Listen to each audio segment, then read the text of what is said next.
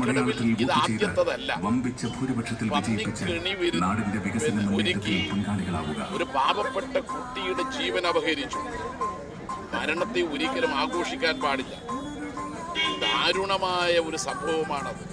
ഒരു കുടുംബത്തിന് ഒരാൺതരിയാണ് നഷ്ടപ്പെട്ടത്. ഭാവി വാഗ്ദാനമാണത്. പക്ഷെ എന്താണ് അവർ ചെയ്തത്? ചാമക്കാലിയും മറ്റും അനൗൺസ് ചെയ്തത് എന്താണ്? UDFന്റെ സ്ഥാനാർത്ഥി തന്നെ അർദ്ധരാത്രി അനൗൺസ് ചെയ്തത് എന്താണ്? സർക്കാർ സ്പോൺസർ ചെയ്ത കൊലയാണ് എന്നാണ്. അവർക്ക് തന്നെ അതിൽ നിന്ന് പിന്തിരിയേണ്ടി വന്നില്ലേ?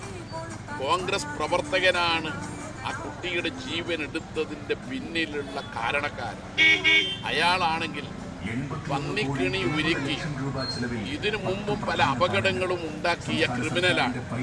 ഒരു ക്രിമിനലിനെ സംരക്ഷിക്കേണ്ടി വന്നില്ല.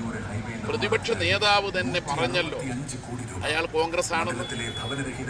കോൺഗ്രസ്സുകാരന്റെ സ്ഥലം, കോൺഗ്രസ്സുകാരനായ ഒരു ക്രിമിനൽ വൈദ്യുതി മോഷ്ടിച്ച് പന്നിക്കിണിക്ക് വേണ്ടി ഒരുക്കിയ വൈദ്യുതിയുടെ ഷോക്കേറ്റ് മരണപ്പെടുന്ന ഒരു പാവപ്പെട്ട വിദ്യാർത്ഥി. എന്നിട്ടവർ ഇടതുപക്ഷത്തിനെതിരെ സമരം നടത്തും. കൊലക്ക് ഉത്തരവാദി ഇടതുപക്ഷ സർക്കാരാണെന്ന് പറയും, വൈദ്യുതി ബോർഡാണെന്ന് പറയും. ഇതുതന്നെയാണല്ലോ 2023 ആഗസ്റ്റ് 13 സുജിതി എന്ന കൃഷി വകുപ്പിലെ താൽക്കാലിക ജീവനക്കാരിയെ കൊലപ്പെടുത്തിയതിനു ശേഷം യൂത്ത് കോൺഗ്രസിന്റെ നേതാക്കൾ, ക്രിമിനലുകൾ, കൊലയാളികൾ പറഞ്ഞത് ഇത് തന്നെയാണ് പറഞ്ഞത്. അന്നവർ ഒരു പോലീസ് സ്റ്റേഷൻ മാർച്ച് നടത്തി കൊലയാളികളെ പിടികൂടണമെന്ന് പറഞ്ഞു.